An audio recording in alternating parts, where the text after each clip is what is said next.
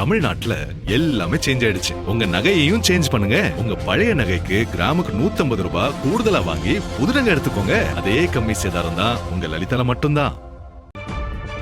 தாவேகா ஆட்சியில் மின் கட்டணம் சத்தமில்லாமல் 2 மடங்காக உயர்த்தப்பட்டுள்ளதாக திமுக முன்னாள் அமைச்சர் கீதா ஜீவன் குற்றம் சாட்டியுள்ளார்.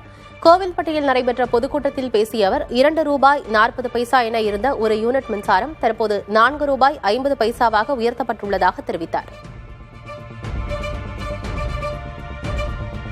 வந்த உடனே ஒரு உத்தரவு போட்டா தெரியுமா? ஈபி கட்டணம் 500 யூனிட்டுக்கு கீழே உபயோகப்படுத்துறவங்களுக்கு 200 யூனிட் கம்மின்னு சொன்னாரு. இப்ப எவ்வளவு இருக்குன்னு பாருங்க. சத்தம் இல்லாமல் ஈபி கட்டணம் ஒரு யூனிட்டுக்கு 2 மடங்காக்கப்பட்டுள்ளது ரேட்டு.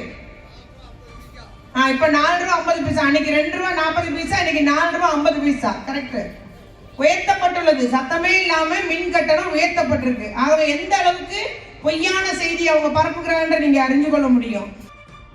தமிழ்நாட்டுல எல்லாமே சேஞ்ச் ஆயிடுச்சு. உங்க நகையையும் சேஞ்ச் பண்ணுங்க. உங்க பழைய நகைக்கு கிராமுக்கு 150 ரூபாய் கூடுதலா வாங்கி புது நகை எடுத்துக்கோங்க. அதே கம்மி சேதாரம் தான் உங்க லலிதால மட்டும்தான்.